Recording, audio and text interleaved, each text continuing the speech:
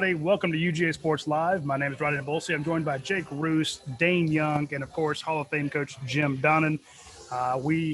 Jake and I are actually here at Academia Brewing Company. We have some beer that's literally the freshest you can get, man. Canned less than 2 minutes ago. They're canning their Hopperdigiac right now. If you're a hophead, the Hopperdigiac can't beat it. Of course, we have a flight in front of us. We have some food coming. So while our friends at Classic City Eats are off for the week, we figured we'd come over to one of our other favorite places to eat every time we get a chance. And we're at Academia Brewing Company, where they actually have fantastic food and great beer. So you should really try it out. It's a great place to bring a ton of folks. We've got a lot to talk about this week. I know everyone wants to talk about, will there be a football season? We're not going to get into that because I think it's too early and I don't want to talk about it. I'm sick of talking about COVID and crap like that. I really am. Do you find that people are asking you that question a lot? Every radio show I've done plenty this week, this last week and the first 2 days of this week. I'm glad that just radio's doing it to you. I get it from everyone I know. No, I'm just saying that, but see, when you do radio, you're on the spot. You're on the spot. Yeah. If someone brings it up to me just in public, polite conversation, I can say, go to hell. I don't want to talk about this. So we want to talk about Elite 11. We have some recruiting updates and stuff. And I want to, before we thank all of our sponsors, we'll do that later on the show. I want to go straight to Coach Don and ask him about the Elite 11, because he is a former quarterback. He is a quarterback's coach. He's What hasn't he done? He's an offensive coordinator.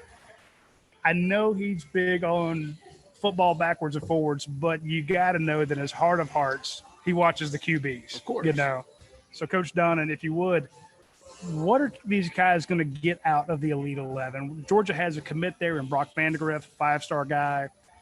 Georgia fans are going to want to hope to hang on to him. So what is Brock Vandegrift learning out at the Elite 11? First of all, I didn't even know it was going on until I read that little note you had yesterday. As usual, you come up with a real plug there for your site when you put that Jamie Newman was out there helping as a counselor. So I thought it was going to start later in the week. So heads up for everybody to Roddy. Once in a while he gets something right, but so. Right off the bat, when I saw that, I texted Trent Dilfer, who I'm name dropping here, but I've always been pretty tight with Trent over the years, and I asked him. I said, "How's Jamie doing out there?" And he said, "Great." Said he loves the kid. Said he's got a great attitude, and he's blended in. I think they got 4 counselors there.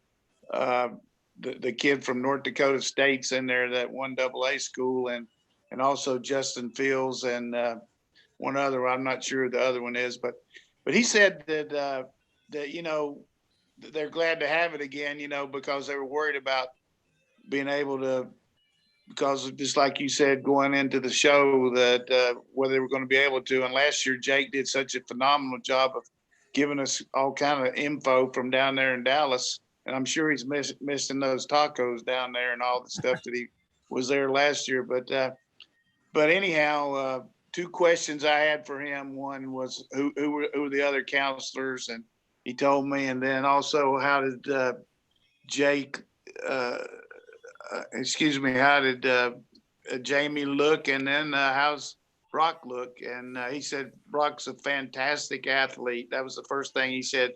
Said his athleticism's out just unbelievable, which we know. And it's the first day, and they're trying to get the biggest problem they have. They don't have any receivers that are the caliber that they usually have. Yeah. So they've got guys in there that are local guys, or guys that, aren't used to catching those fastballs. So the timing's probably off and they don't look quite as good. But overall, I didn't really get to talk to him much, but I felt like I need to get a little scouting report for our fans here. Just that, number one, he really likes Jamie, and number 2, he really likes Brock. And what I'm telling you is, if he doesn't like him, he tells me, because he's told me about some guys in the past that Jake and I shared last year that he was pretty much right on. So I feel pretty good about that, don't you? Oh man, It's it really, what's unfortunate is, like everything else, the Elite 11 this year is so different than it normally is. we're not having a chance to get down there, get close to them. I mean, any video you're seeing this year is from the stands, and they're making sure that they're keeping social distance from the kids. But make sure to stay tuned over at UGAsports.com, because we do have one of our national guys up there in Murfreesboro shooting some videos. So we should have some stuff coming on Brock here soon. I think that, you mentioned his performance. Woody Womack is our national guy who's up there. He mentioned, Brock is one of the top performers out there. Said that it was clear and easy to see his athleticism. It sounds like right now, I know this isn't going to thrill Georgia fans, but Kaleb Williams, kind of the guy who's standing out to a lot of people. No surprise either. Number one quarterback in the nation. You'd kind of expect that to be happening. But I think that it's still a good experience for him. It's probably a great experience for Brock to get some work with Jamie. And also he's getting some work with Justin Fields too. So it's probably some interesting. There's nothing wrong with that. I agree. That's what I'm saying. I want my kid working out with Justin Fields. Absolutely. I want my quarterback learning from him, because there's a reason we had Justin number 2 in the nation, behind Trevor. Yeah. It's like, look, these are 1A, 1 and 1A. If you can have your 5-star quarterback go learn from them, then I'm all for it. I didn't really answer, Roddy. I didn't answer the question about what was going on, because I don't want to talk too long. But I would say to our fans here, this is really kind of the ultimate in quarterback training. What they do, not only on the field but off the field. They've got these guys talking to them about psychology of quarterback play, about reading defenses, about they got a guy in there who's a chess master who works with them about how to work with their mind as far as thinking ahead, thinking about the next move, all these different kind of avenues that you normally wouldn't have as a high school player, even though we do have a lot of these high school gurus that work with them and all, but not to the extent that Trent has all these different kind of cameras on them, watching their footwork, testing their velocity.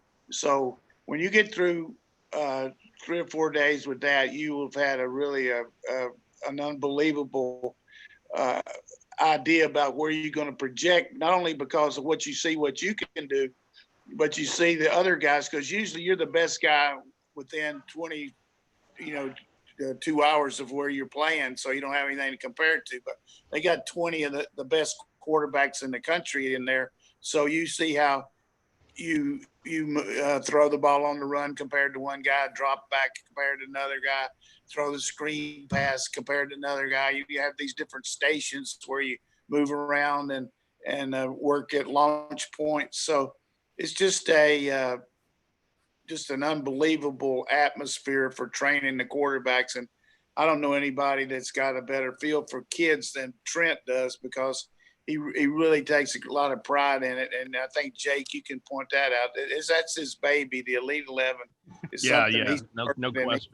He actually has moved up to Nashville and is coaching a high school team now. So be interesting to see how they do. They had a pretty good start last year. I think they were 7-5, but understand that they've had a few move-ins here lately that going to help his team out a little bit. I bet they have.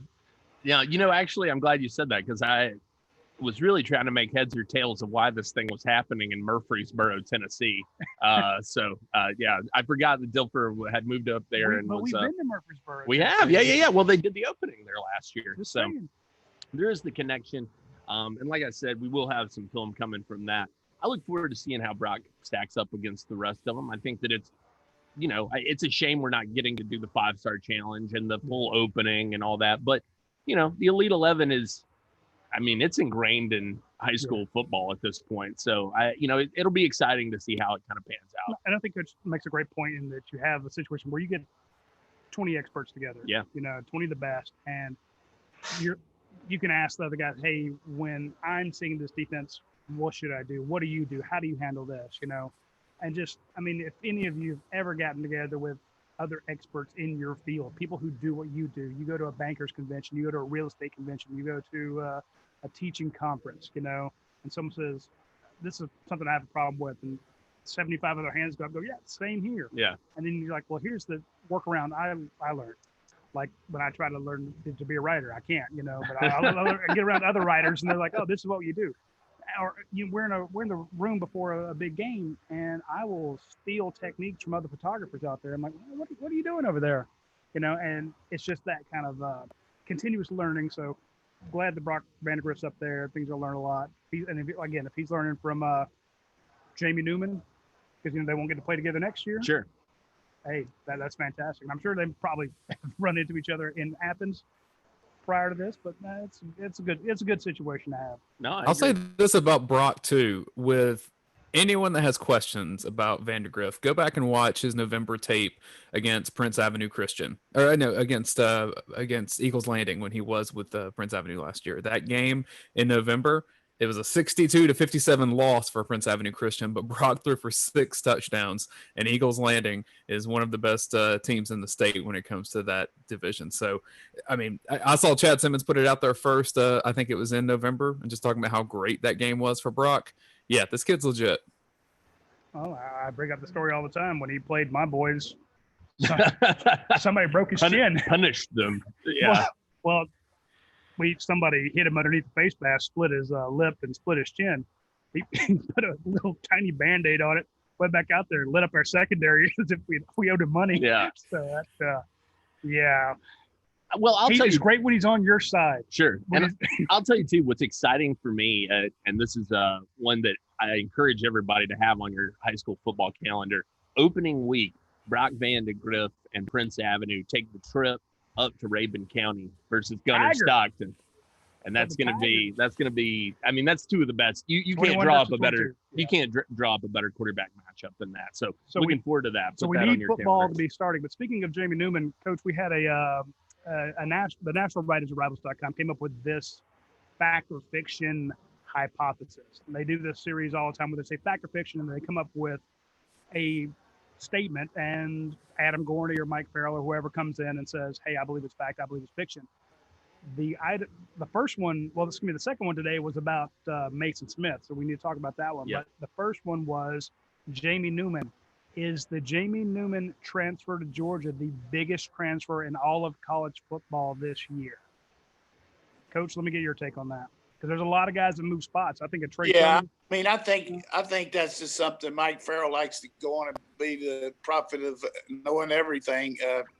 I worked with him up at ESPN, but I mean, he's really not going out on a limb saying that Jamie is. I mean, obviously he's going to one of the best programs, and I can't say that whether he will be the one or Derek King going over to Miami. Who knows about that? That's just like when we started the show out, who's going to be, are we going to play football? But I know this, I'm glad we got Jamie.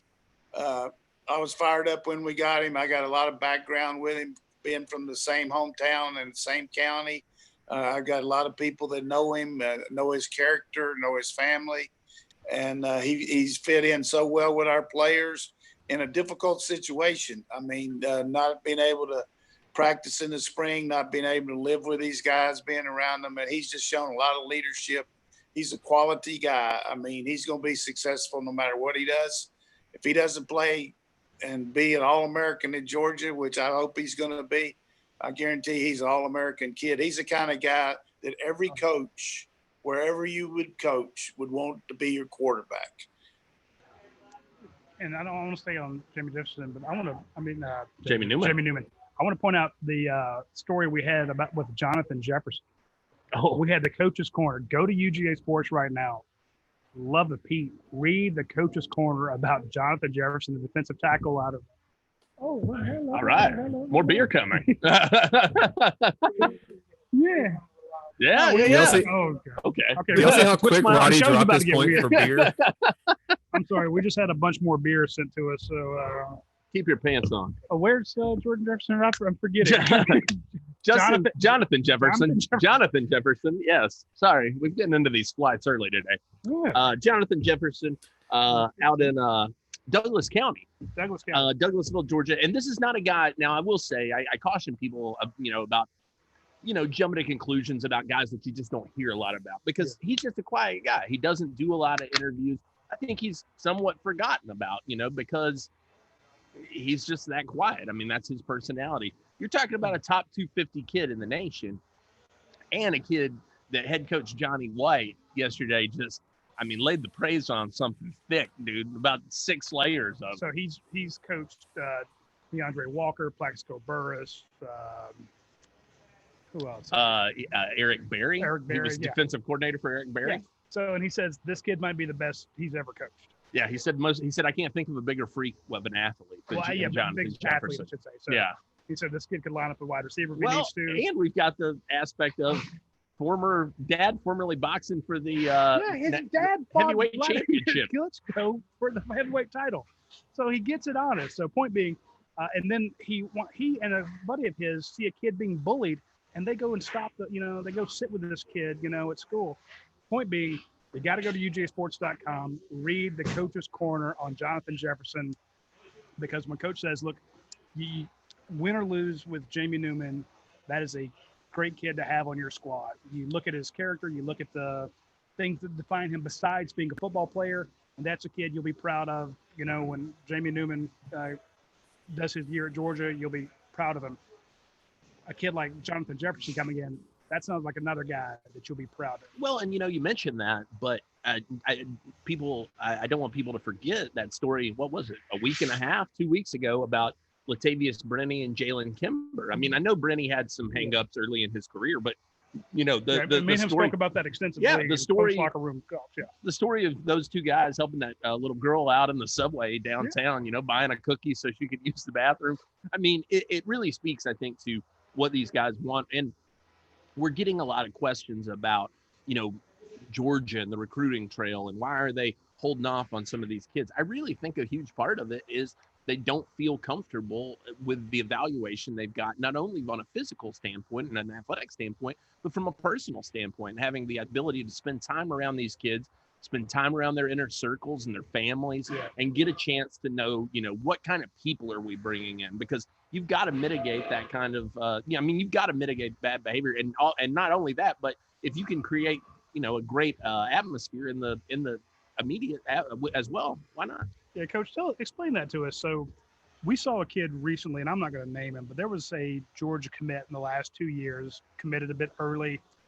The coaches took the commitment, Kirby tweeted out a "Go Dogs," and then it wasn't too much longer that we started getting some feedback from the kid's hometown that there was maybe a little me first attitude. Sure. A month later, they decommitted. Found out the coach basically told him, "Yeah, we like you, but we don't like your personality." Do you take a kid who is how do you balance? How do you weigh baggage? Yeah, it's if the kid has baggage, certain maybe a running back that Georgia wanted that, they take his letter of intent, then all of a sudden change your mind. Coach, how do you weigh? Here's the deal. Versus talent level, because if they're really talented, you kind of to me, here's the deal for Kirby and the perplexity of the situation. And with the social media and the way you guys cover, it's amazing to me how much you guys know about these recruits. And also, obviously, everybody reads our site, knows about it, and reads other sites. So there's a lot to be worried about who we aren't getting and why we aren't getting them and who's getting them and all. But based on the fact, would you give somebody $200,000? Just give them $200,000 if you've never been around them? Well, that's a good point. If that's the value of education, right? That's basically what a scholarship over 4 or 5 years is worth. And the one thing that I've said on this program numerous times is how great our evaluation process is in the summertime, in particular, when the kids come to camp, not only to evaluate their ability to run, jump, measure everything, all that, but also go out with our players. Even though they're in camp, our players take them out and talk to them, and our players tell our coaches, "Hey, this guy'll fit in," or they'll say, "No, he won't."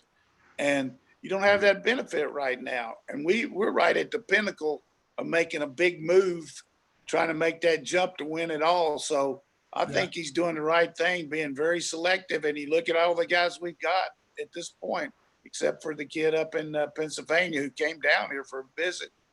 We're very selective and know a lot about these guys. So as much as I worry about a lot of things, I'm telling you, I worry a little bit more than I used to.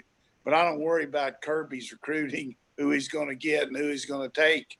And, you know, I just caution everybody that some of these kids are going to decommit that have signed with committed to some of these places.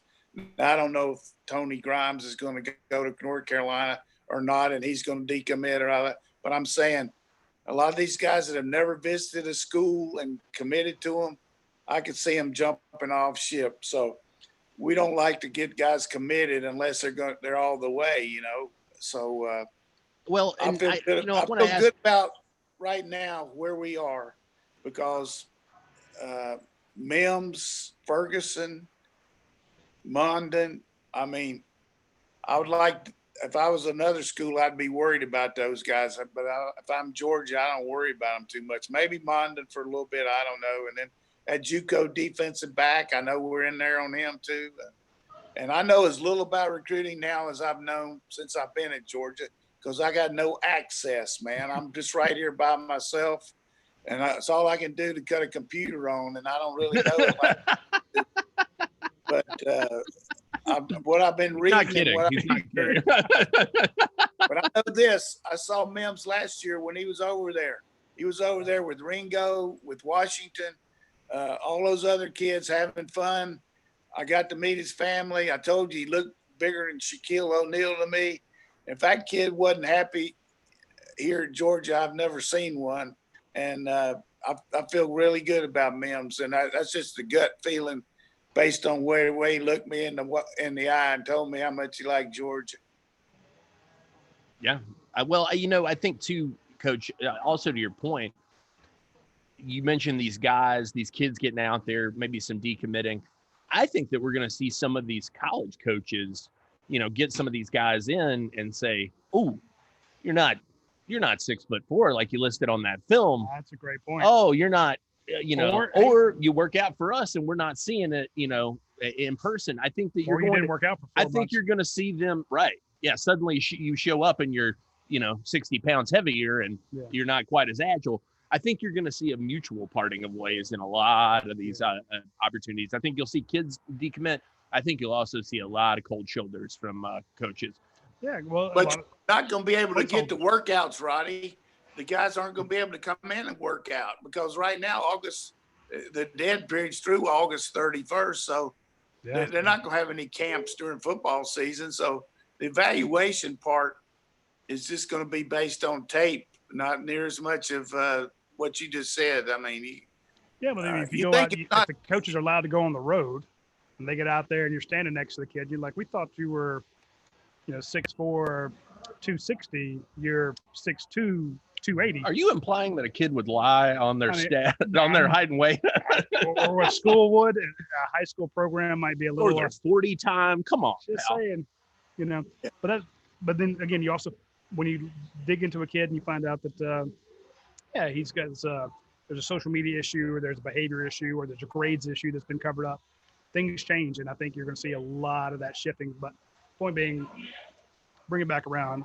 You got to be happy where Georgia is with Jamie Newman here on campus. You got to be happy with a kid like Jonathan Jefferson. Be very happy with Jalen Kimber and Latavius Brenning doing stuff like that. It's just in a time of just brutal news coming day in and day out, you know, when all this COVID stuff. Good stories like that. Georgia's made some great headlines. You know, so they had some good headlines. So we appreciate that. Speaking of great. Yeah, I know. It just freshly.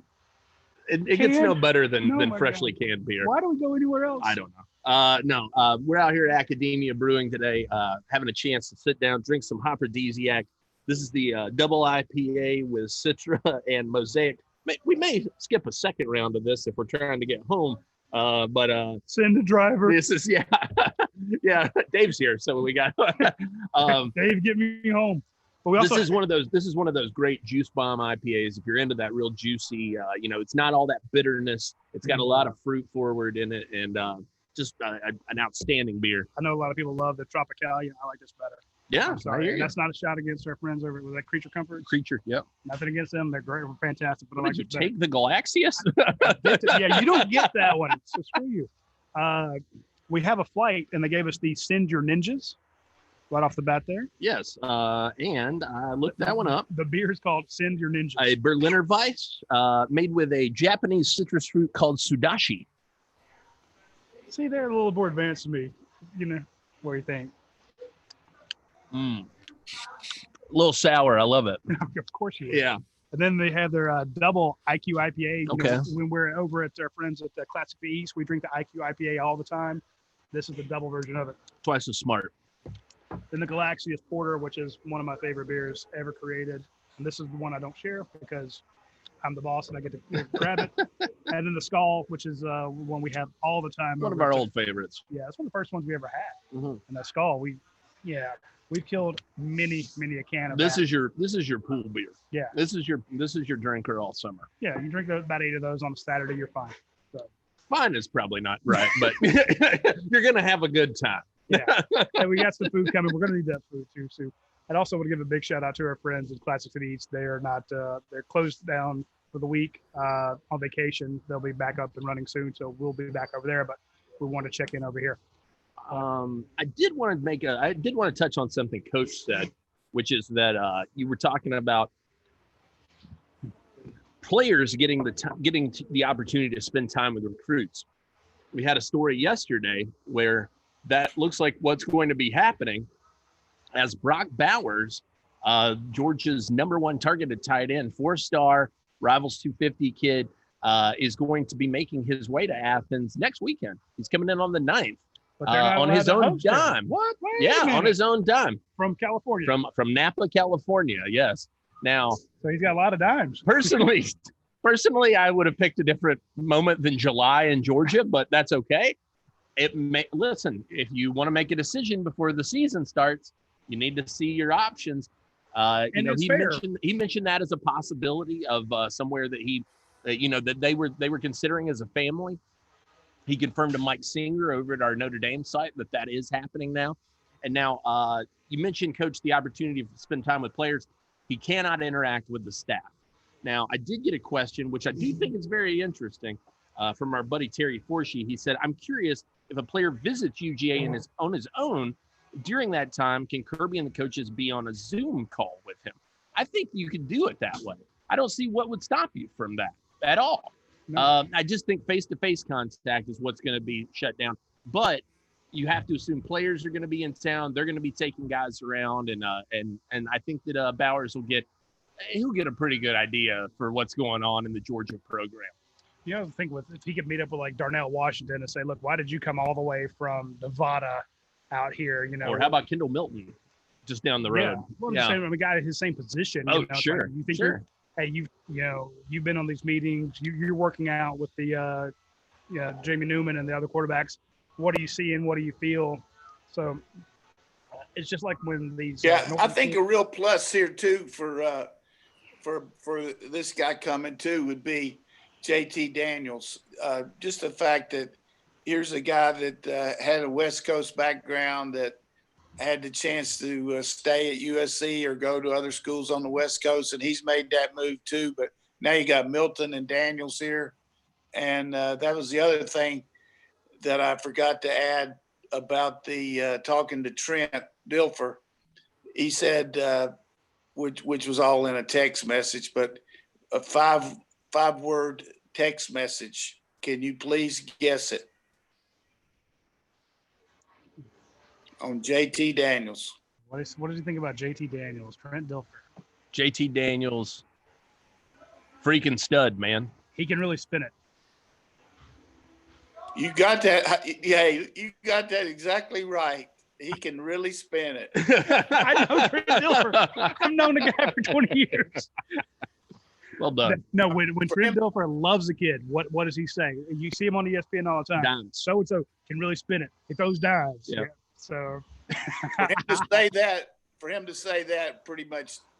And then when we first got him, I talked to him actually, and he said that the kid did a tremendous job at Elite 11. He actually would have been the #1 quarterback in the country the next year, but he stayed in high. If he'd have stayed in high school, but right, yeah. Who he finished behind? Yeah, he finished behind those two guys that we talked about. Trevor and Justin and Fields. Yeah. But not like he was 4. Right. He's number 4 in the nation a year early. The fourth best player in the nation. I Yes. just- The third quarterback. Third quarterback. Yeah. How is you number 4? You're like, yeah, you're the third best QB. You'd be like, damn it. Yeah. Oh, and the other guys both a year older than you. So the other thing I would say about that would really worry me about recruiting is the restrictions that we're going to have in football are going to be unparalleled, to have the games. I just got to feel like we're going to have a hard time letting guys go on the road during the season. Do you think they can do that? Well, if you're going to have parents in the stands, or we just saw our friend Jeremy Johnson over at Coney Register. Coney Register. He put out a Enterprise. I'm sorry. One of my first people gave me a job. In the Enterprise, he put out the list of what the Georgia High School Association was saying about how the referees are going to handle the games and what they're responsible for, and coaches. I mean, some of the limitations on it. And if they have it, though, I can't see why you couldn't have a coach on the sideline in a mask watching a kid, in person, as long as you're keeping the distance and stuff. Especially the GHSA wants these kids to have the opportunity to go to college. And if the college coach is like, look, I need to see him first before I give him the $200,000 worth of scholarship. My only concern with that is, and that makes total sense to me, is putting a coach in an airport and on a plane. Yeah. And then putting them around all those people. You get your own planes. Well, yeah, sure. But you don't want the coach to be going out to a community that's in a hot spot and coming back. So, Coach, you're right. I have no idea. I know. Yeah. That's what I'm saying. It's out there, but I'm just thinking if there's any way to do it, you really want to get those kids to see it. Before we continue, the food's here, and I want to introduce everyone to Matt Casey. How are we doing? Cheers. You're gonna have to speak up. The younger, more handsome version of riding the bullshit. I can with his workout routine. I can get a new recruiting writer. I can get a new one, but I can have him with a heads of beer. So, folks, I just want y'all to recognize this is a UGA graduate who came up with all these fantastic beers. You got 3 for this weekend. Yeah, we got 3 special ones coming out this weekend for the 4th of July. I can't get speak up loud now. Yeah, we got 3 special ones coming out this weekend for the 4th of July. We've been releasing about 1 to 2 beers a week almost. Yeah. And right now, I got my brother flying in for the 4th, and I got to try to find our key lime pie Berliner Weiss that we sold out of weeks ago. And I think some bottle shop may have a 4-pack laying around. I'm looking around for one today. It's crazy. I'll just tell you again, I'm a key lime pie guy. That was fantastic beer. So. We talked about some of the beers. We had the flight in front of us. We're knocking back the Hoperdesiac, which is one of my favorites. Cans today, so this is the freshest can of Hoperdesiac. They gave it to us 2 minutes off the line. Yeah, like, here you go. So it's, like, it's fun to hang out here on Can Day. I felt like Laverne and Shirley. Yeah. Cue the music, right? I feel a lot more like those kids at the Wonka factory. But, I need a quick rundown of what you have going on the food side, because everyone thinks, okay, it's Academia Brewing Company. They only think of beer, and I try to make this point each week that it's, hey, they got beer at it, but they have real food. It's a real restaurant. Yeah, so I'm the biggest glutton for punishment you ever met, UGA grad. So I decided to bite off way more than I could chew, and I decided to go with a full service restaurant, bar, grill, with kicked up comfort food. To pair with the beers that we're making here. And we got a facility that was big enough to take a run at the distribution model. And that's really helping us a lot during this COVID period here. Basically, all the bars had to shut down, all the keg business dried up. And luckily, we got this canning line last August and 2 more tanks in March, right before COVID hit. And we were able to shift our production over to the canning side of the business and go up to grocery stores and switch distribution partners in Atlanta. So we've had a lot of big things have happened in the last couple of months, and we've been working hard. So people want your beer. Where do they go? Just about anywhere in Athens now. Most bottle shops have it. 5 Points Bottle Shops, one of our biggest sellers of it, and all the Athens bottle shops. But now at Kroger, I got to deal with Kroger starting in March. We started rolling out to all the Krogers in the Northeast Georgia region, and now someone's in Atlanta. And now they're transitioning that over to Atlanta here in July a little bit. So we're going to start seeing more and more presence down there in some of the grocery chain accounts in Atlanta. Okay. Now, one of the things I wanted to ask you about, though, Matt, you guys do tremendous beer. You've got a ton of great food. but you guys have been doing a lot for the community during this COVID shutdown. Talk to me about some of the efforts that you guys have put in, some of the charities you're supporting, that kind of thing. Yeah, it was kind of a surreal situation when I came in here. I think it was Friday, March 13th.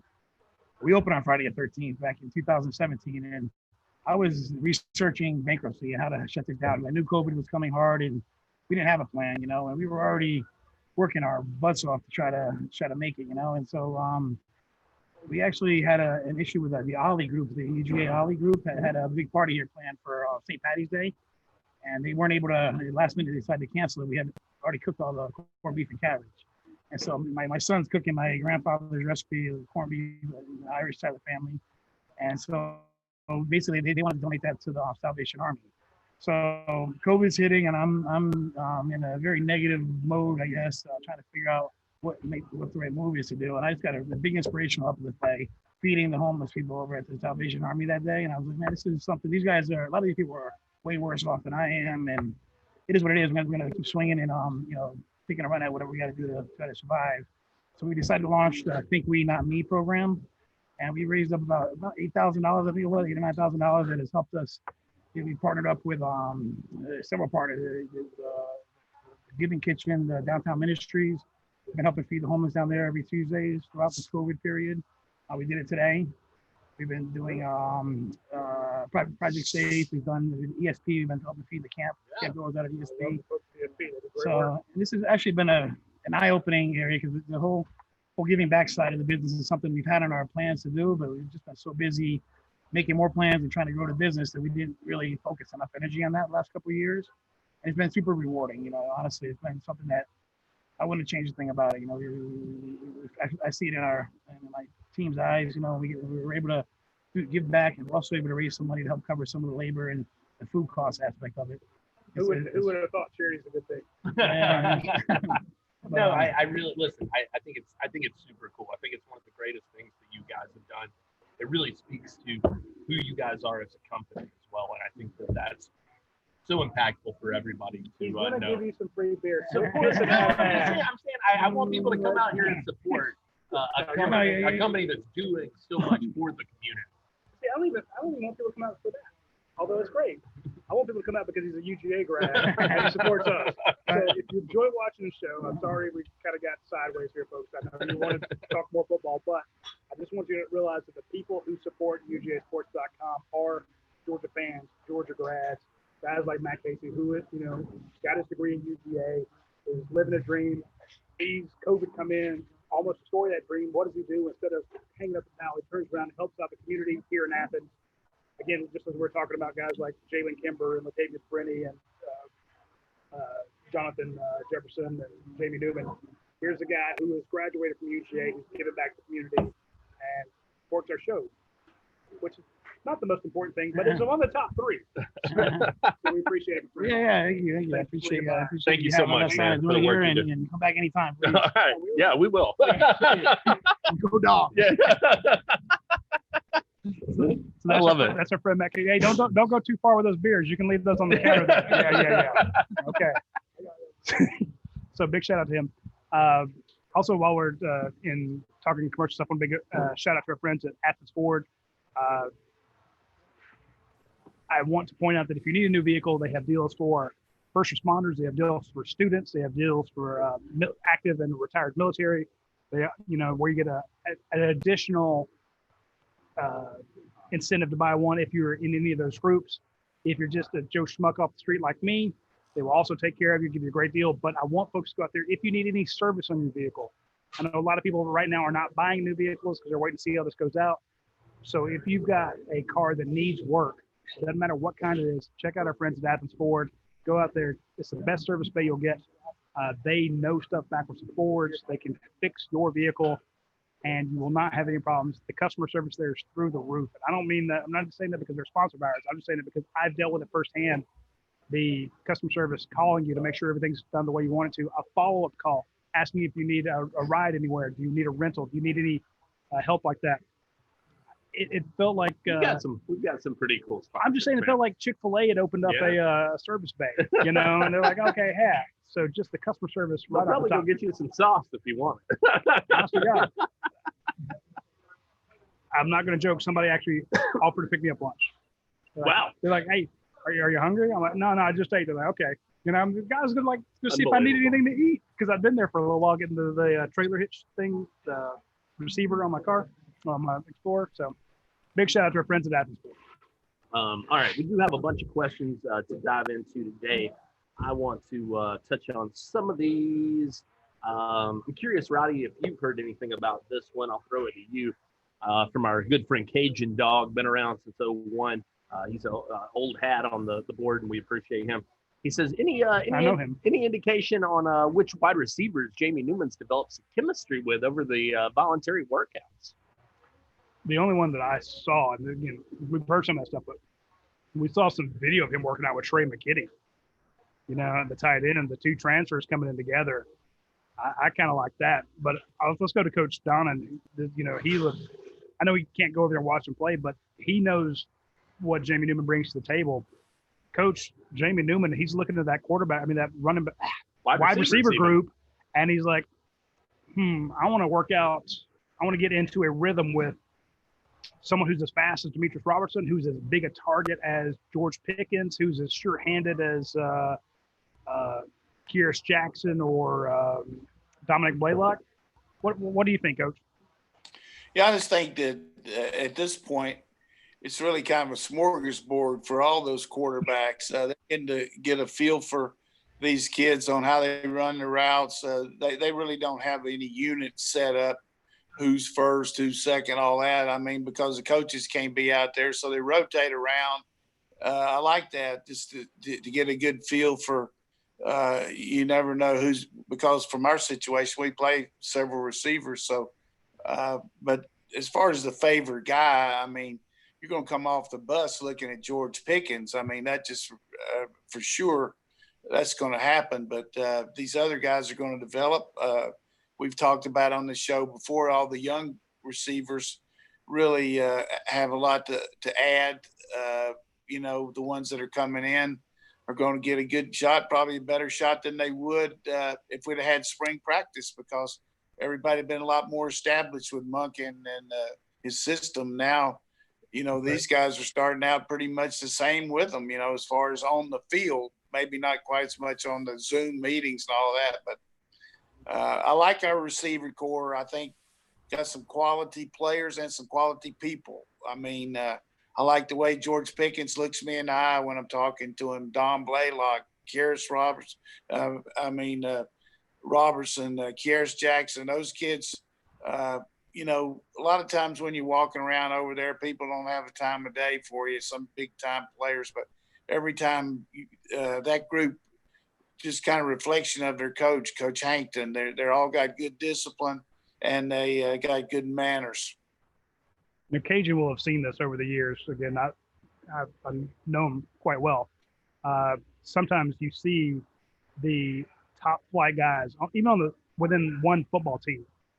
If you know that you're like a first rounder, second rounder, you kind of hang out with the other first and second rounders, So it would not surprise me that Jamie Newman is working out with George Pickens going, we're both going to be first round guys, and you spend more time with them. Hope this isn't the last time we play together. Exactly. So when we're both on the Raiders, right. like that, or stuff like so you see that happen, and I'm sure Cajuns see that in the past. But I do think there's something to be said right now where maybe we don't know who he's kind of leaning on or who he's developed that connection with, but you are learning that when you throw to Arian, the speedster, and he's running that go route, that 9 route straight down the field, you give it all you got, Whereas maybe if you're throwing that same route to Tommy Bush, you don't throw it quite as hard. And it's not a shot against Tommy. I'm just saying Arian's a world-class track athlete, And or maybe every time you throw it anywhere near Marcus Rosemary, he seems to be going up with those big Mickey Mouse gloves of hands and just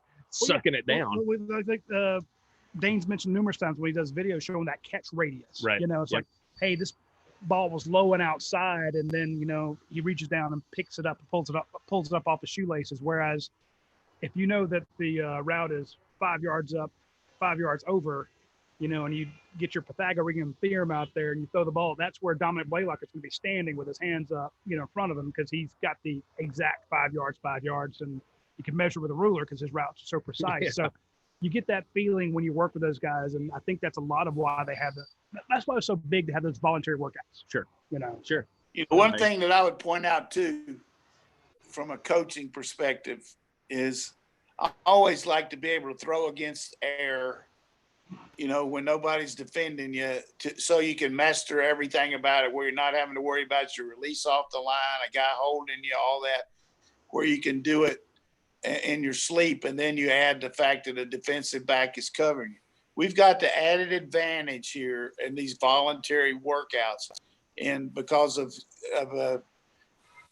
social distancing and all that, quarterbacks, receivers aren't working against the defensive backs like they would be right now if we were not in this crisis. So I would think we're going to develop even more chemistry because of that, because you're going to know exactly what the kid can do without somebody disrupting him.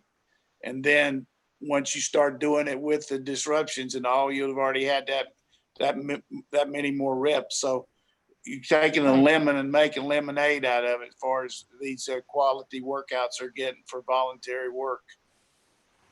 Look at you with your optimism. That's uncalled for.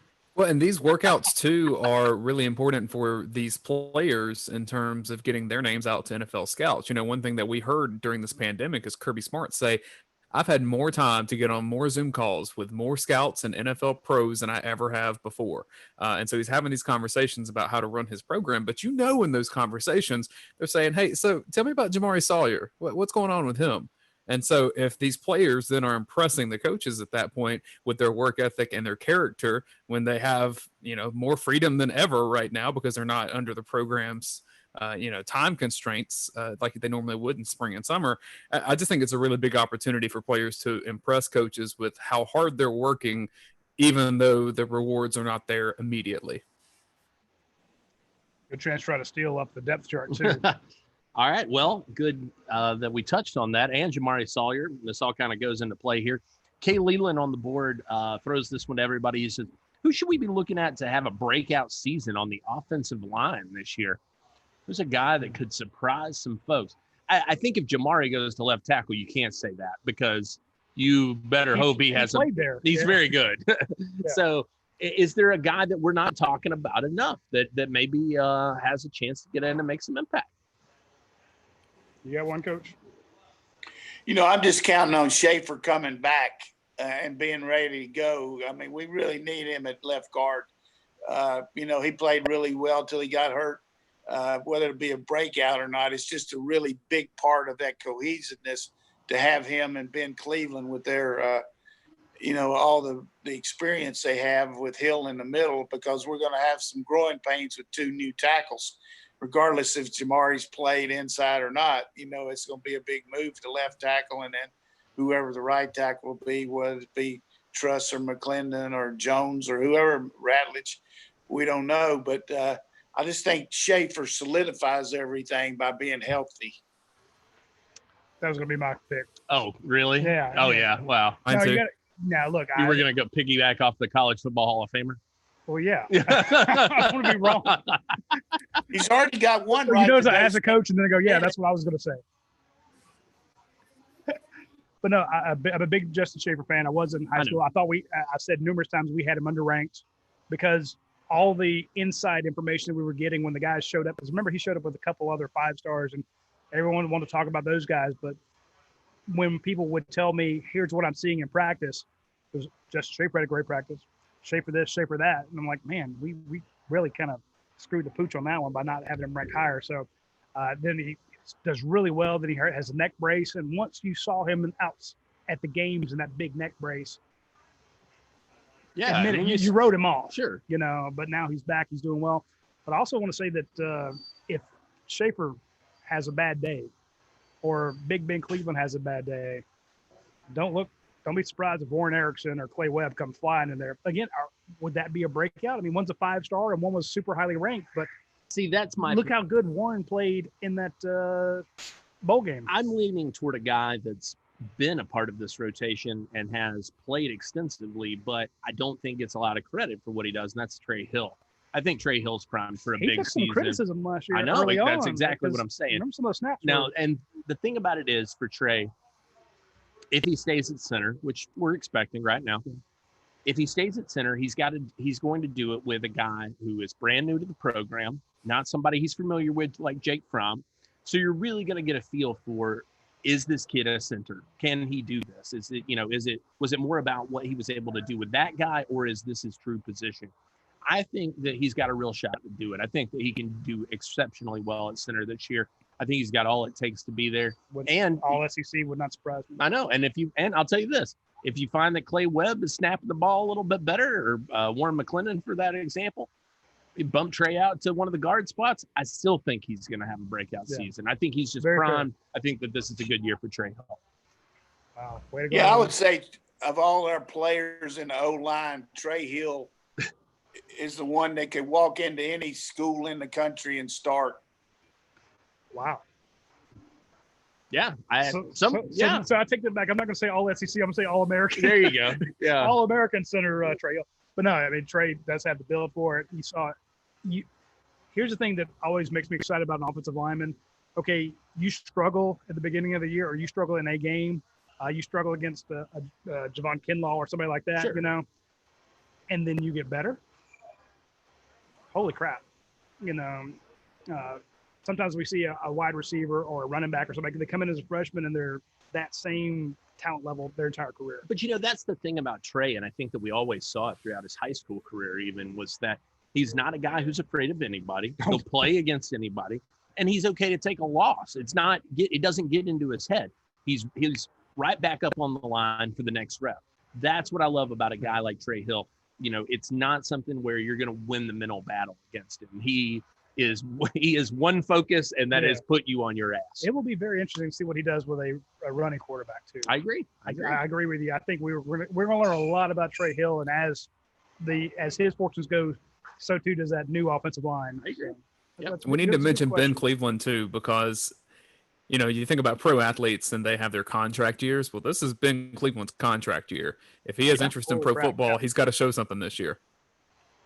And that's crazy. He's had these wonderful games where he's just killing people. He takes on Derek Brown and shuts him down. Derek's, first round guy. And then you have other games where it's like, Ben, where were you on that play? So I agree with you 100%. Consistency is the key for Ben Cleveland. Yeah. And flexibility. Well, yeah.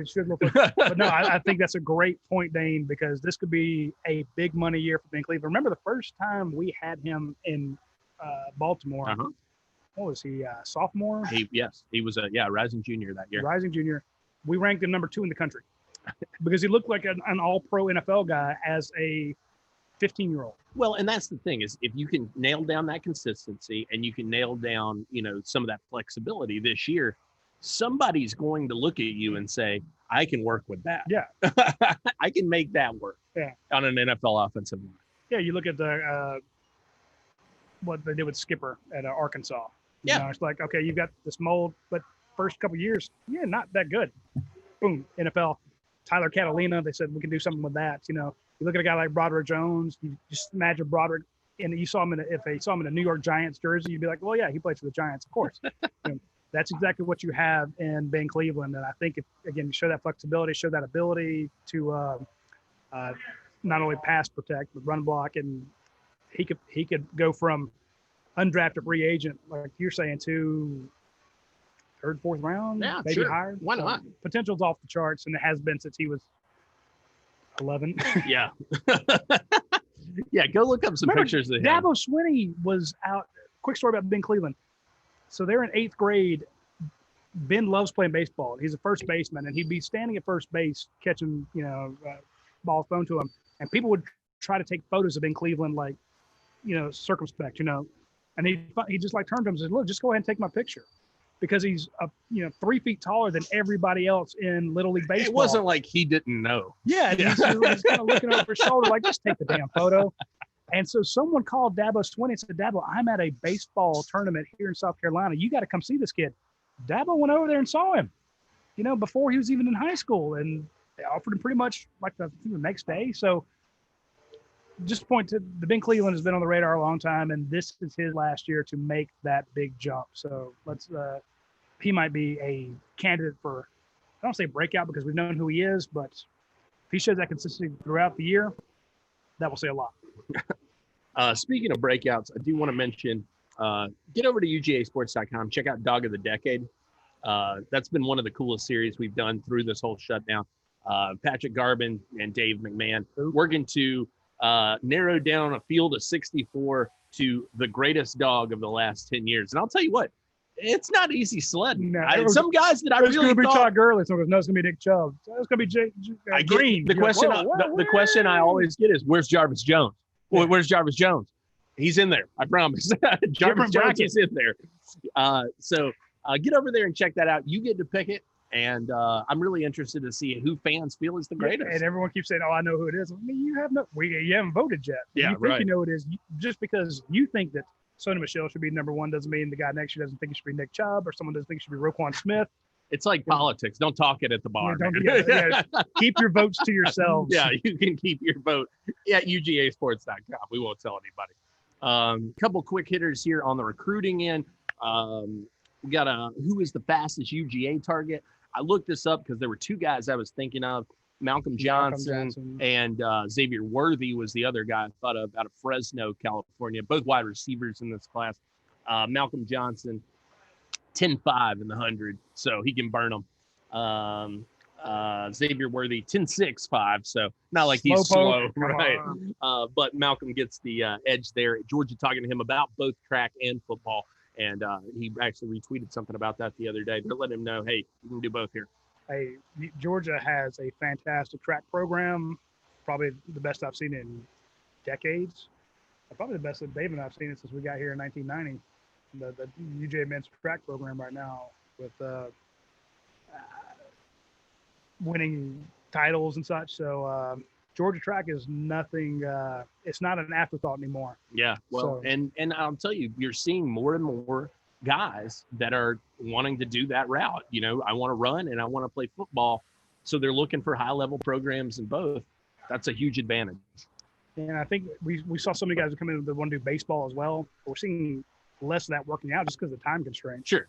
And, Well, and yeah, exactly. And I think it's easier to just be fast than it is to train for baseball. well, no, the training for that elite level is. I know. intense. Yeah. But it does carry over more. You don't have a guy sliding at you with spikes on him. No. Dallas Dog wants to know James Williams listing Miami in his final two. Anything to be concerned about with Ed Reed being on the staff there in Miami? I can see where he's coming from with that. Ed Reed, a great recruiter, fourth of the University of Miami, one of the greats there.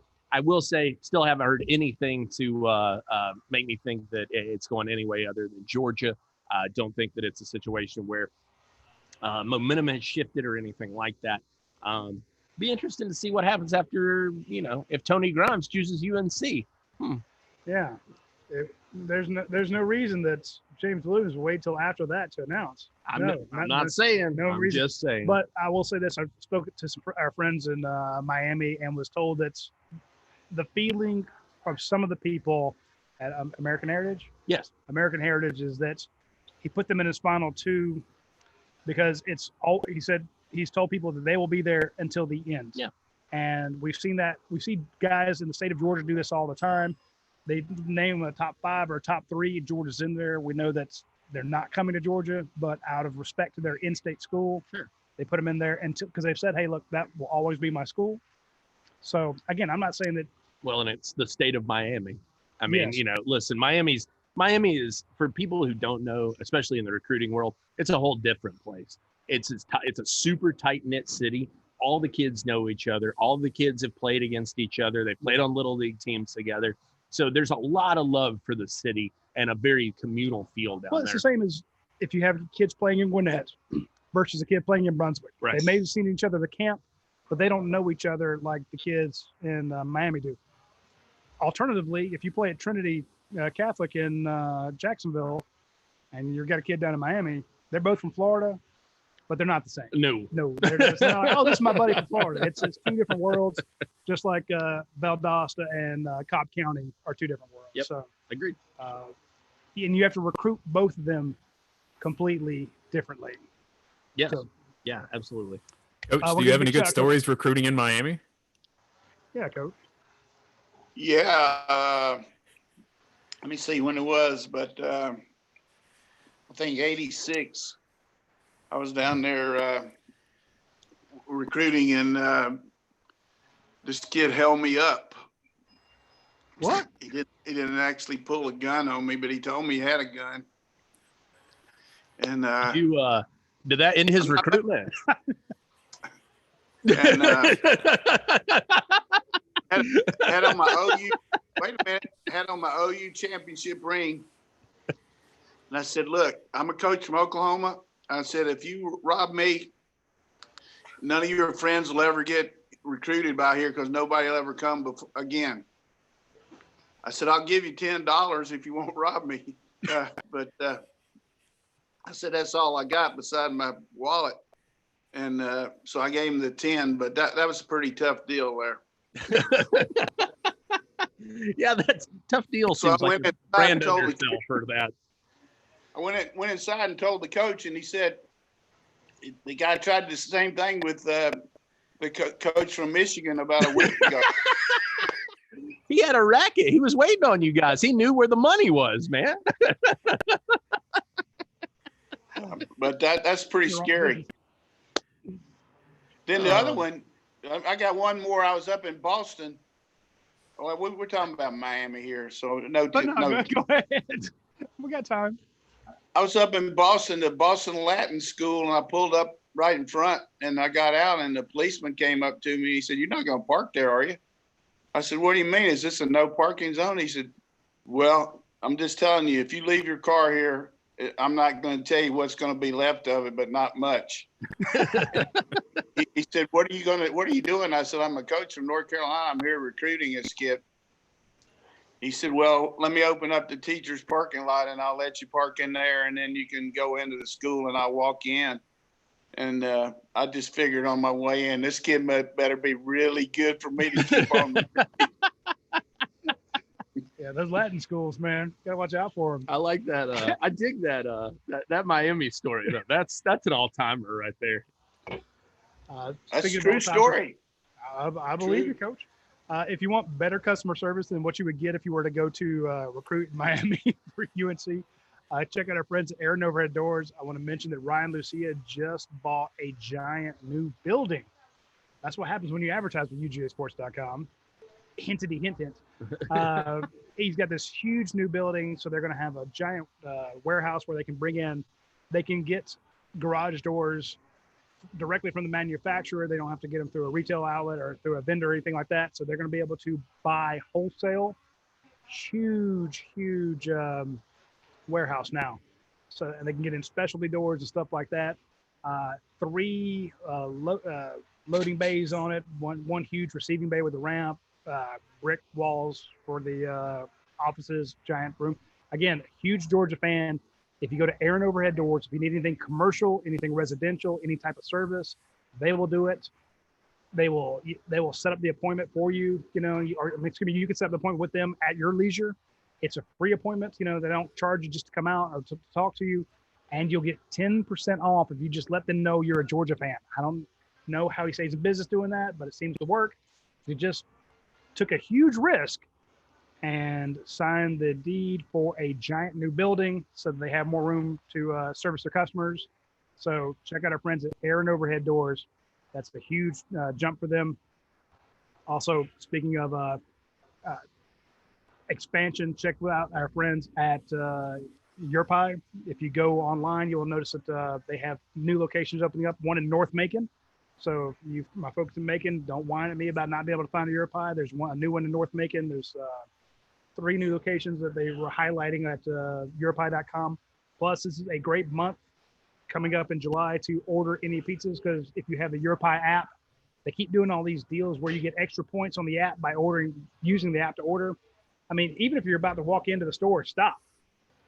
Get out the app, order on that. Get back in your car, download the app. Yeah, download the app. Get all the points on there so that you get free pizzas. It's one of the most generous apps I've ever seen. They give away points left and right to get you free pizza. So you check out with Drew French and Natalie. They do wonderful work in the community. You talk about community service. Yes.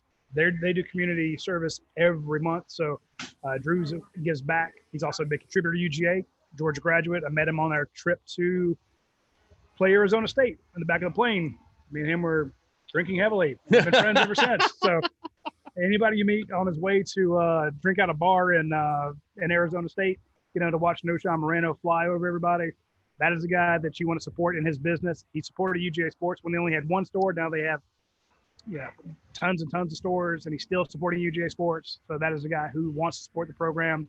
They do great jobs hiring other UGA grads. And if you want a franchise, hit them up. So big shout out to them as well. Yeah.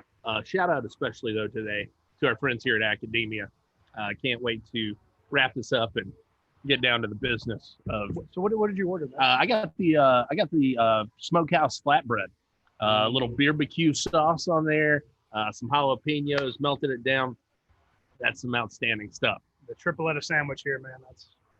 I don't leave with one of those for my son. I will not be allowed in the house. He's bigger than me now. He could stop you. Yeah. Anyway, want to tell everyone thanks for tuning in this week. We will come back next Tuesday's what? No, the 4th is Saturday. So. Okay. I don't know. Who knows? We'll see. Watch us. We should be on next Tuesday at noon. Just want to be sure I didn't say anything. Probably be back in our normal spot at Classic City Eats. If not, maybe we'll go out to Athens Ford and talk to those folks. But if you get a chance, swing by UGAsports.com. There's a ton of stuff to read over there. I hope you didn't miss the War Room last Friday. Oh, that was a big one, right? That was a big one. 20 plus or 20? Right at 20, yeah. 20 updates that you won't find anywhere else. Scoop galore at UGAsports.com. Check out the War Room if you missed it on Friday. Dash has had some insider notes. I've had some insider notes. We had the Jamie Newman's, a counselor at the Elite 11 note yesterday. We had the note about the school being allowing you to bring in all your athletes at once instead of, okay, you're 85, you're 105, you're 120. They said, nope, you can bring them all in now. So that's another scoop. You won't read that anywhere else except at UGA Sports. So be sure to check us out, 27 cents a day. For Coach Donnan, for Dane Young, for Jake Roos, I'm Roddy DeBulsey. We will talk to you next week. Take care.